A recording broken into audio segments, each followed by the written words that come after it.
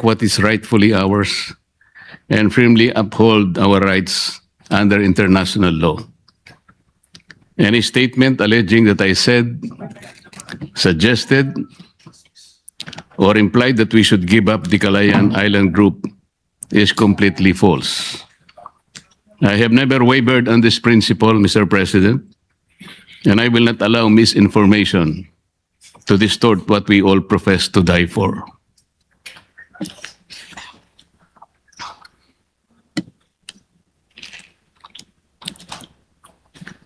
Cheap fakes. These are deceptively altered contents created through basic editing techniques. May appear simple, yet their consequences are profound. With nothing more than selective splicing, omission, or rearrangement, narratives can be distorted, reputations can be damaged, and truth itself can be compromised. It is within this context that I seek to clarify the record and confront the dangers posed by deliberate misrepresentation. Mr. President, being one of the neophyte senators in this august chamber, I brought not only my passion to serve our countrymen, but also my hard-earned integrity as a public servant. I know for a fact that government officials should not be onion-skinned. At tunay naman pong isinabuhay ko ng maging matibay ang loob ko. Dahil sa ilang dekada ko nang nasa serbisyo, talaga naman pong samut-saring batikos at pangungutya na rin ang aking natanggap. Mr. President, criticisms per se are understandable, but intentional distortion of statements is clearly unacceptable. On 4 February 2026, the Commission on Appointments held a hearing for the confirmation of the ad interim appointments of the members of the Armed Forces of the Philippines. During the said confirmation hearing, I underscored that the Philippine Exclusive Economic Zone, EEZ, and the West Philippine Sea, WPS, are legally distinct from each other, emphasizing that the 2016 arbitral award clarified only the country's EEZ and continental self-entitlements and did not rule on the issue of WPS. I further explained that certain Philippine-occupied features in the KIG lie beyond the EEZ. And because their enclave territorial seas are included in the West Philippine Sea as defined by RA 12064, their inclusion in the plotting of the WPS map could be an insurmountable task. Within this context, I gave a hypothetical way out about giving up the KIG, which was only meant to illustrate the legal obstacles and physical difficulty of delineating the West Philippine Sea that will encompass waters of the KIG in the high seas, highlighting the dilemma rather than advocating abandonment.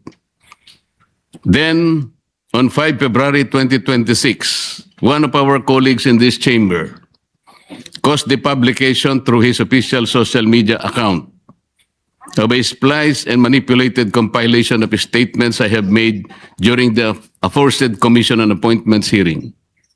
The said post presented a video compilation at sabay-sabay po nating panoorin ito. Patayan natin dito for something that is not even within our EEZ. Ang gawin natin po para madali, i-give up natin yung KIG. Nag-govern pa rin yung international law. So atin yung Calayan Island Group. We call now on Captain Jess B. Pilar, Philippine Navy, the most senior among the officers now under consideration. Meron po tayong mga isla na occupied natin ngayon. Ito yung Calayan Island Group. Ngunit, they are way beyond our EEZ. Wala doon sa limit ng ating exclusive economic zone. being a member of the armed forces, ours is our rights and our future, and we just stick to what is legally ours, what is stated in our law, sir. I'd like to congratulate you for responding very well to the questions of the Honorable Marcoleta. At first glance, Mr. President, the video may appear to convey precisely the narrative it was designed to suggest. However, that impression is fundamentally misleading. Recognizing the implications of such a portrayal, I formally wrote to said colleague and sought clarification as to the purpose and intent of publishing a spliced video which seemed to have deliberately tweaked the import of my statements and portrayed in a manner as though I was advocating the surrender of a portion of our territory. Ayan po yung aking sulat, Mr. President, a one-page letter. Ayan naman po yung 3 pahina na sagot sa akin, Mr. President. In his reply letter, he characterized my concerns in this manner, and I quote, "Allegations that the video excerpt was deliberately crafted to mislead or that it was altered to deceive are serious in nature and demand substantiation. None has been provided." I strongly disagree, Mr. President. The substantiation lies in the record itself. The official transcript and the unedited proceedings plainly demonstrate how my statements were taken out of context and presented in a manner that materially altered their meaning. Ilalantad ko po ito maya-maya ng konti, Mr. President. He further stated, and I quote, "For your information, I do not exercise editorial control nor oversee the day-to-day uploading of content on the said page, which is maintained by my office as part of our regular public information efforts with materials drawn from official and publicly verifiable proceedings." Again, I strongly disagree, Mr. President. Even if he does not exercise direct editorial control, responsibility still lies with his office for ensuring that the materials they publish accurately reflect the context and intent of the proceedings. Hindi po pwedeng sabihin hindi ako ang direktang gumawa. This is a clear attempt to shift one's responsibility, so stated by our colleague in his letter. Sa batas at prinsipyo ng pamamahala, may tinatawag na command responsibility. Hindi maaaring maghugas ng kamay ang operator ng taxi or jeepney kapag nakasagasa ng kanyang driver, sa ilalim ng batas at ng prinsipyo ng vicarious liability. Ang operator pa rin ang nananagot dahil siya ang nagmamay-ari ng prangkisa at namamahala ng mga sasakyan. Ganon din ang may-ari ng karinderya. Kapag may na-food poison, dahil sa pagkaing inihain, hindi niya maaaring ituro ang kusinera at sabihin siya ang nagluto. Sa mata ng batas, ang may-ari ng karinderya ang may pananagutan sa kalidad at kaligtasan ng pagkain. Sa paghahalin tulad po, Mr. President, sa kaso ng driver at kusinera, kahit ang lahat ay nangyari nang hindi sinasadya, nananagot pa rin ang may-ari. Sa kaso ng splice video, na maliwanag namang sinadya, lalong dapat managot ang may-ari, lalo pa kung siya ay talaga namang sangkot sa paggawa nito.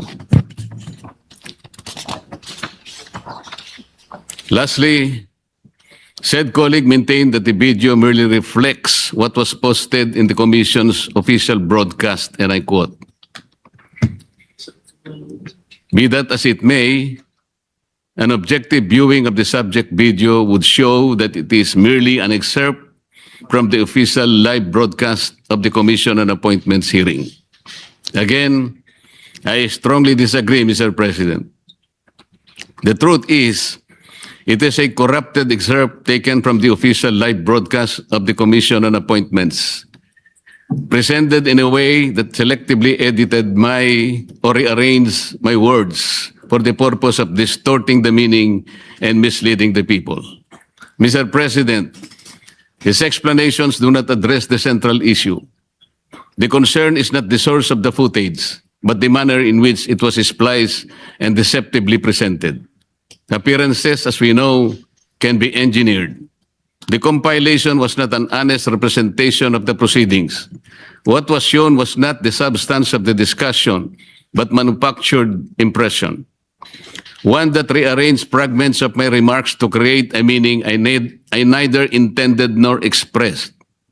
Mr. President, kung ang simpleng pahayag nga ay nabibigyan ng iba't ibang interpretasyon, depende kung sino ang nakakarinig. Paano pa kaya ang pinagsama-sama at pinagtagpi-tagping piraso ng salaysay? Hindi ba't mas maraming malilihis sa tunay na konteksto at mensahe na nais maiparating? These statements were maliciously lifted, compiled, and used without consideration of its context. The complete transcript of the hearing would clearly show that there was no intent to surrender our rightful territory. As I previously said, it was only to illustrate the Herculean task of delimiting the West Philippine Sea in relation to the enclave territorial seas of each of the occupied and claimed features in the Calayan Island Group, most of which lie in the high seas. Mr. President, in the interest of transparency and fairness, I will be presenting the original video excerpts from which the circulated clips were taken, alongside the edited compilation that was posted on our colleagues' official page, and the pages of the transcript where it was lifted from. By laying them side by side, we and the public will clearly see how particular statements were extracted from different portions of the hearing and rearranged in sequence to construct a narrative that did not exist in the actual exchange. The comparison will demonstrate in concrete terms how selective cutting and reordering of remarks can transform a hypothetical illustration into what falsely appears to be a categorical position. In doing so, I seek clarity so that the record may speak for itself, complete and unaltered.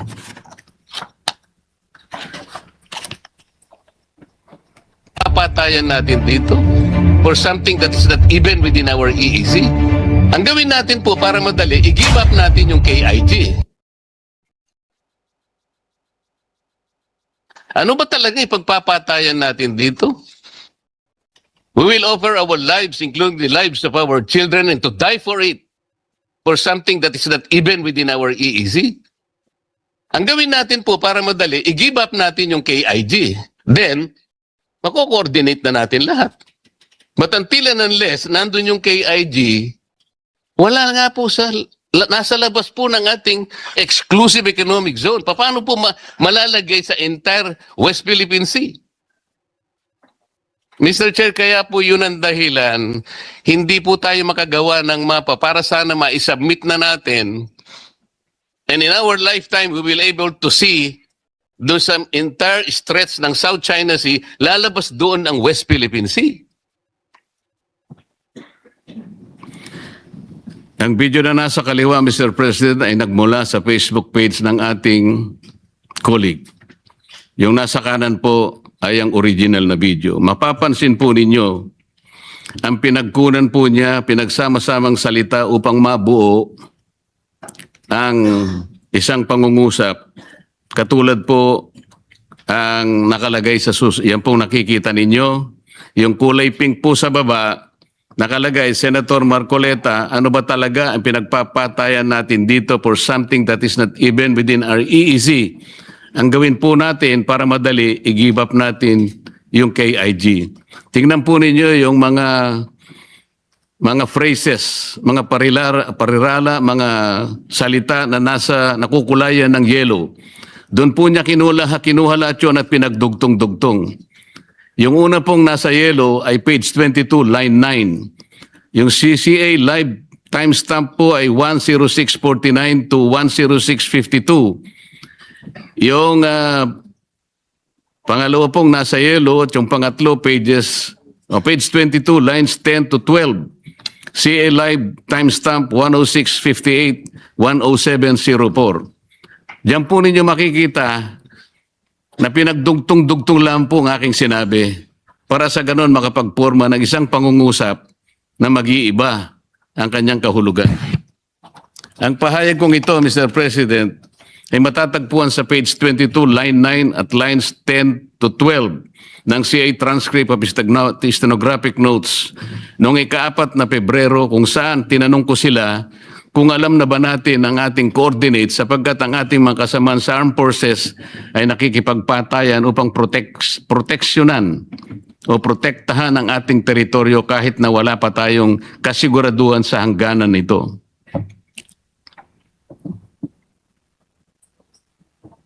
Nag-govern pa rin yung international law. So atin yung Kalayaan Island Group. Nag-govern pa rin yung international law, di ba? This was made formal by the arbitral ruling. Di ba? So atin yung Kalayaan Island Group. Yung nasa kaliwa po, ito po yung cheap fake. Yung nasa kanan, yan po yung original, Mr. President. Dito sa video clip na yan, ay makikita natin na ang ating kasamahan na sinasabi na international law pa rin daw ang nag-govern at sa atin pa rin ang Kalayaan Island Group na tila ba ay sagot niya sa aking naunang pahayag. Hindi po ito ang nangyari. Ayan po ang tunay na pagkakasabi, Mr. President. Yung pong nasa yellow uli, nasa page 28, line 6-7, CA Live timestamp 1/1937 to 1/1939. Hanggang sa huling dilaw, Mr. President, page 28, line 8, CA Live timestamp 1/1945, 1/1947. Binuo sa isang salita na nandun po sa pink para lang makakuha ang nag-govern pa rin ang international law, so atin ang Kalayaan Island Group. Ang pahayag niyang ito ay matatagpuan sa page 28, line 6-8, 6-8 ng TSN, kung saan tinanong niya si Captain Pilar kung alam ba niya ang Presidential Decree 1596. Slide po. Meron po tayong mga isla na occupied natin ngayon. Ito yung Kalayaan Island Group. Ngunit, they are way beyond our EEZ. Wala doon sa limit ng ating exclusive economic zone. Being a member of the armed forces, our seas, our rights, and our future. And we just stick to what is legally ours, what is stated in our law, sir. The department believes that escalation, even in public messaging, should be undertaken only when it advances clear strategic objectives and the national interest. Ano pong strategic objective o national interest ang na-achieve natin sa ginawa ni Commodore Tariela na magpakita ng ganong mga statements at mga caricatures sa uncompromising at nakakahiyang paglalarawan sa kanilang head of state? What did we gain strategically in terms of national interest? Meron po ba? Your Honor, I cannot answer on that. Hindi, sa panukat mo lang. Sir, being a member of the armed forces, we are voicing out the term our seas, our rights, and our future, and we just stick to what is being dictated in our what is legally ours and what is stated in our law, sir.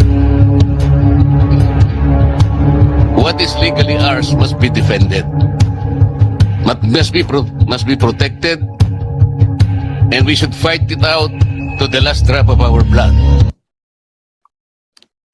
Sir President, sa mga video clips naman Meron na yan, po tayong mga isla na occupied natin ngayon. Ito yung Kalayaan Island Group. Alam na po ninyo yon. Meron tayong 4 na features in the Kalayaan Island Group. Ito po yung Pagasa, yung Parola, yung Kota, at yung Lankiam. Captain, alam po ninyo yan. Incidentally, Mr. Chairman, itong 4 na features na occupied ng ating bansa, they are way, way beyond our EEC. Wala po sila sakop ng EEC. Alam po ba ninyo yon, Captain? sa mga video clips na yan po, Mr. President, yan na po talaga nagkagulo-gulo. Ang mga pahayag kong ito ay matatagpuan sa page 19 at page 20 ng TSN, kung saan aking tinalakay ang Kalayaan Island Group at ang saklaw ng arbitral ruling.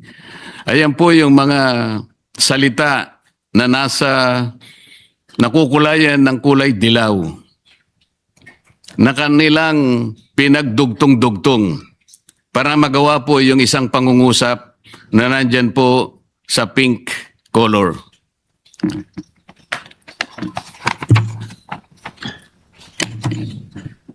Ayan po, yung page 19, line 58. Nandyan na naman po yung 3 nakakulay na mga pahayag ko at pagkatapos pinagdugtong-dugtong uli para makakuha ng isang salita na nakukulayan sa kulay rosas.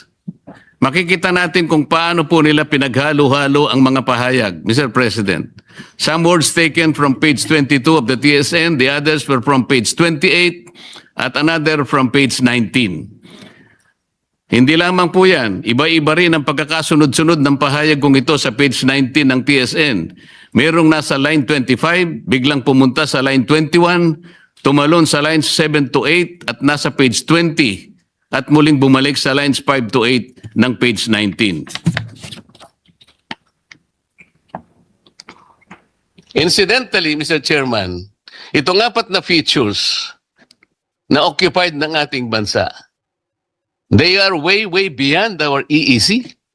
Wala po sila sakop ng EEC.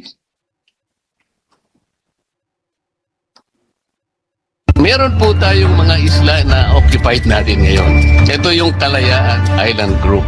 Ngunit, they are way, way beyond our EEC. Wala doon sa limit ng ating exclusive economic zone. Being a member of the armed forces, our seas, our rights, and our future, and we just stick to what is legally ours, what is stated in our law, sir. Napansin po ba ninyo, Mr. President? Doon sa original, yun po yung bandang kaliwa at saka yung kanan, bandang kanan, nagsingit sila ng isang salita ng ngunit para pagdugtungin po ang isang statement.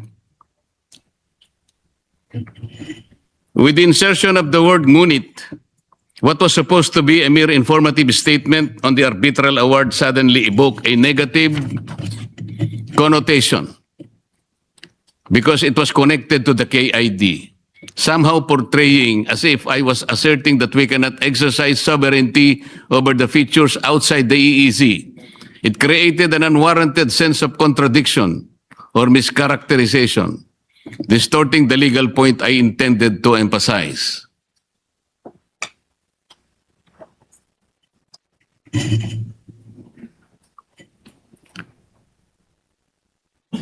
Ayan po ang order of events, Mr. President.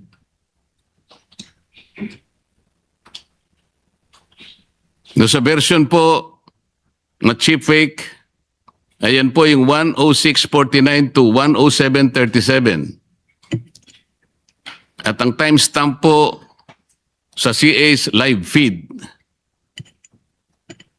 11937, 11947, 1017 to 10145, tsaka po yung 57, 51, and 5916. Mr. President, malinaw sa slide na ito kung paanong pinag-iba-iba ang pagkakasunod-sunod ng mga video clips. Nagmula ang mga pahayag sa iba't ibang timestamps kung saan iba't iba rin ang pinupunto ng bawat isa. Bakit pa kailangang paghalu-haluin ang aking mga sinabi at sadyaing magsingit pa ng isang salita sa aking pahayag? Sa mismong pagmamaniobra na ito, malinaw na may layuning baluktutin ang simpleng kahulugan ng aking sinabi. Ang salitang ngunit na kanilang isiningit para dugtungan ang isang pangungusap ay malinaw na matatagpuan sa page 19 ng TSN. Ipinalalabas nilang ito'y tuloy-tuloy kong sinabi, gayong sa opisyal na record ay malinaw na magkakahiwalay ang aking mga pahayag. Ang ganitong pag-edit at hindi simpleng pagkakamali lamang. Bagkus isa pong buktot na planadong pagkilos at tuwirang pagpapalit ng konteksto na nagpabago sa kahulugan ng aking mga ipinahayag. If we take into account the entirety of my discussion, Mr. President, the statements clearly express a theoretical choice, if only to illustrate the legal conundrum in connecting the maritime areas of the KIG features and not an advocacy of surrender, abandonment, or renunciation of any part of Philippine territory. But this was not the account in the edited material used as a contraption. Although the statements were indeed made during the hearing, the video he posted on his Facebook account was a spliced and reordered version that deliberately rearranged my remarks to cast me in a negative light. By selectively cutting, fragmenting, and reassembling portions of my statements out of their proper sequence and context, he fabricated a narrative that is intentionally deceptive.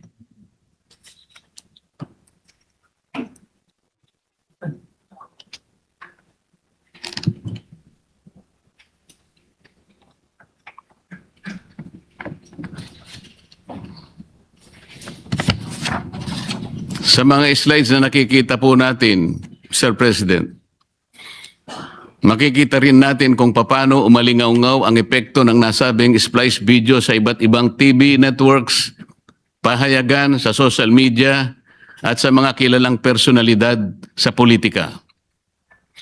Mula sa isang inedit at pinagputol-putol na presentasyon, nabuo ang isang naratibong mabilis kumalat. Agad pinaniwalaan ng ilan at walang habas na ibinahagi nang hindi sinuri ang kabuuang konteksto ng aking mga pahayag.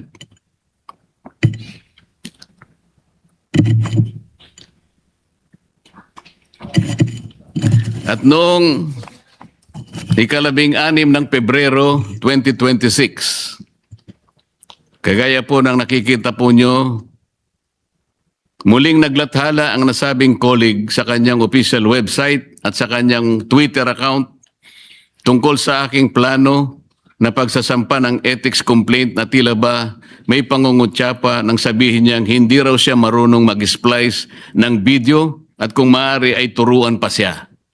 Ayan po ang nilagay niya. Ang ganitong pahayag na wari pagbibiro ay isa lamang paraan ng pag-iwas, ngunit halata naman na ang paratang ay hindi naitanggi. Ginoong Pangulo, kahit pa marunong akong mag-splice o mag-edit, kailanman ay hindi ko ituturo kung ito ay gagamitin sa kamalian na magdudulot ng kalituhan o kapahamakan sa aking kapwa. Ang sabi nga niya, ang tama ay ipaglaban, ang mali ay labanan. From his own words, his own slogan, his own political battle cry, let us walk the talk, Mr. President. He did not stop at posting the splice and misleading video. He continued to publish and disseminate statements on the same issue, repeatedly insinuating that I intended to surrender a portion of the country's territory, portraying me as a villain and himself the hero. Ang kulit. In his interview with DCBB 594, February 5, 2026, posted on his official YouTube account, he once again talked about the same topic. Ito po ang sinabi niya. Nang narinig ko, sabi ni Senator Marcoleta na ipamigay na lang natin, hindi ako nakapigil. Doon, kailangang liwanagin natin kasi atin yan. At may basihan kung bakit atin yan. Sabi niya sa labas ng EEC, di ko matanggap yan kasi nandoon na may mga Pilipino sa Pag-asa Island.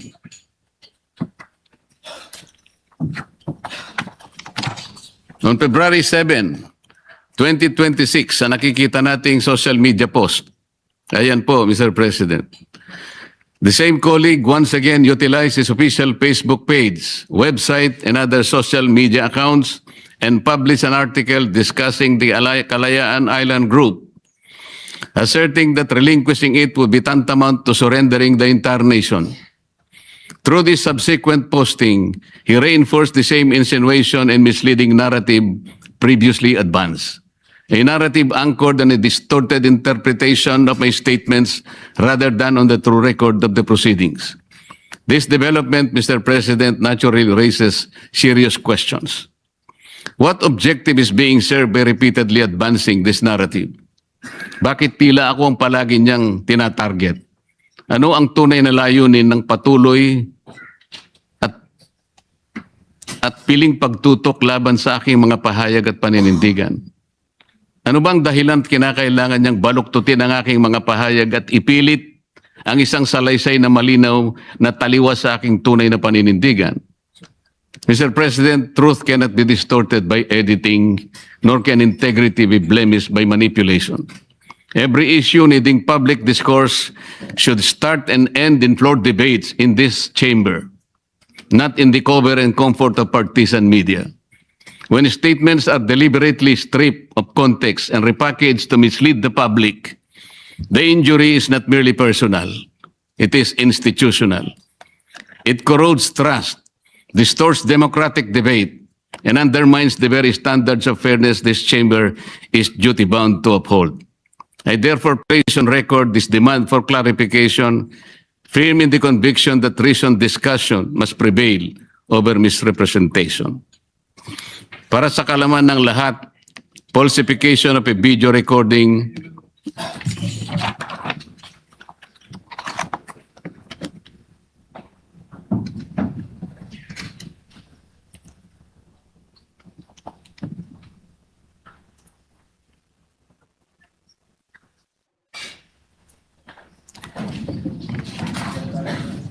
the deliberate manipulation, alteration, or fabrication of a video output to deceive, misrepresent, or to create false evidence.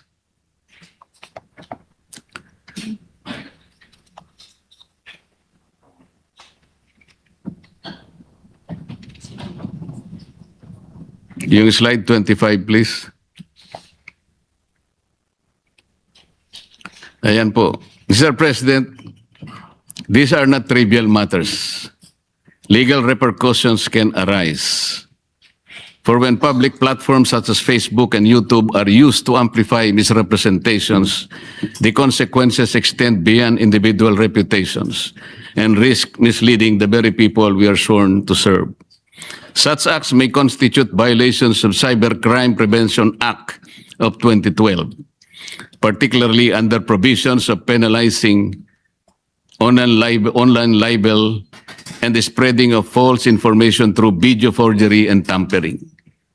Lest we forget, the sacred wordings of the PMA Honor Code and Honor System, so ingrained in the hearts of every cadet, are cast in stone.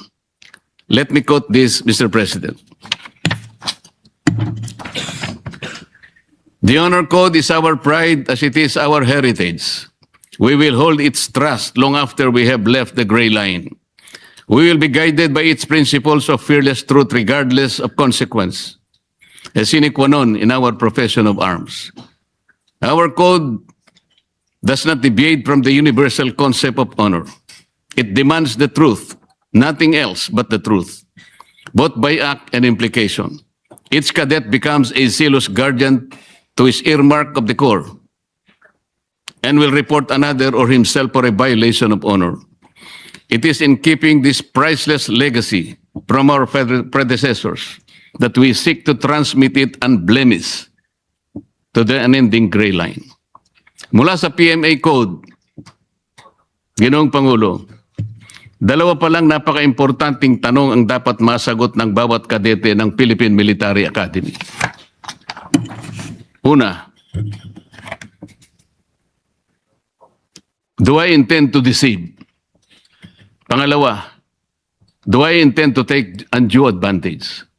If a cadet can answer no to both questions, he is not guilty of any honor violation. Ngunit kung hindi ka naman makakasagot ng hindi sa dalawang tanong na ito, wala kang karapatan upang matawag na marangal. Mr. President, if the Philippine Military Academy requires every cadet to answer 2 questions on the virtue of honor, shouldn't we ask ourselves if we all deserve the honor of serving our people in this chamber? Mr. President, when he spoke last February 21, 2026, during the PMA Alumni Homecoming where he was guest speaker, he declared, and I quote,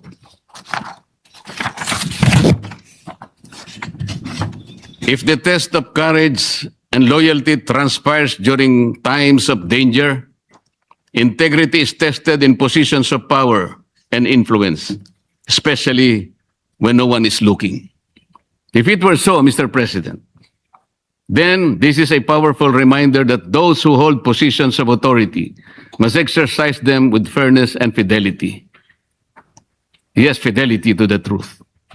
Precisely because we possess influence, we bear a greater responsibility to ensure that we present to the public, what we present to the public is complete, accurate, and not deliberately framed to mislead.